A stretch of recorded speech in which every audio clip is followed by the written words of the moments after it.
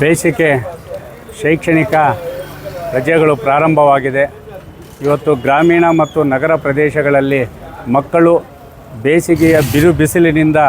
ತಪ್ಪಿಸಿಕೊಳ್ಳಲು ಮತ್ತು ತಂಪೆರೆಯಲು ಇವತ್ತು ಕೃಷಿ ಹೊಂಡ ಇರ್ಬೋದು, ಮತ್ತು KC ವ್ಯಾಲಿ ಹರಿಯುತ್ತಿರುವ ಚೆಕ್ ಡ್ಯಾಮ್ಗಳಲ್ಲಿರ್ಬೋದು, ಮತ್ತು ಕೆರೆ ಕುಂಟೆಗಳಲ್ಲಿ ಈಜಾಡಲು ಹೋದಾಗ ಪ್ರಾಣವನ್ನು ಕಳೆದುಕೊಂಡಿರುವಂತಹ ಪ್ರಕರಣಗಳು ಜೀವಂತವಾಗಿದ್ದರೂ ಸಹ ಕೃಷಿ ಹೊಂಡಗಳಿಗೆ ಬೇಲಿ ಅಳವಡಿಸುವಲ್ಲಿ ಸಂಪೂರ್ಣವಾಗಿ ಕೃಷಿ ಇಲಾಖೆ ವಿಫಲವಾಗ್ತಾ ಇದೆ. ಅದರಲ್ಲಿ ಬಾಳಿ ಬದುಕಬೇಕಾದಂಥ ಮಕ್ಕಳು ಈಜಾಡಲು ಹೋಗಿ ತಮ್ಮ ಪ್ರಾಣವನ್ನು ಕಳೆದುಕೊಳ್ತಾ ಇದ್ದಾರೆ. ಈ ಕೂಡಲೇ ಮಾನ್ಯ ತಹಸೀಲ್ದಾರರು ಸಂಬಂಧಪಟ್ಟ ಎಲ್ಲ ಇಲಾಖೆ ಅಧಿಕಾರಿಗಳನ್ನು ಸಭೆ ಕರೆದು ಈ ಒಂದು ಬೇಸಿಗೆ ಬಿಸಿಲಿನಿಂದ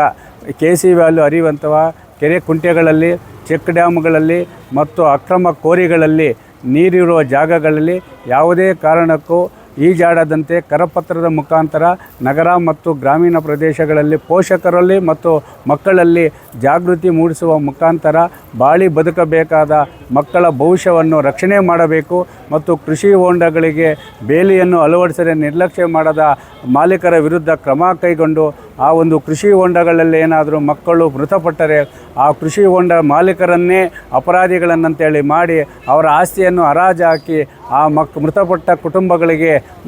ಪರಿಹಾರವನ್ನು ನೀಡುವಂಥ ಕಾನೂನು ಜಾರಿ ಮಾಡಬೇಕಂತೇಳಿ ಮಾನವರಲ್ಲಿ ಒತ್ತಾಯ ಮಾಡ್ತಾಯಿದ್ದೀವಿ.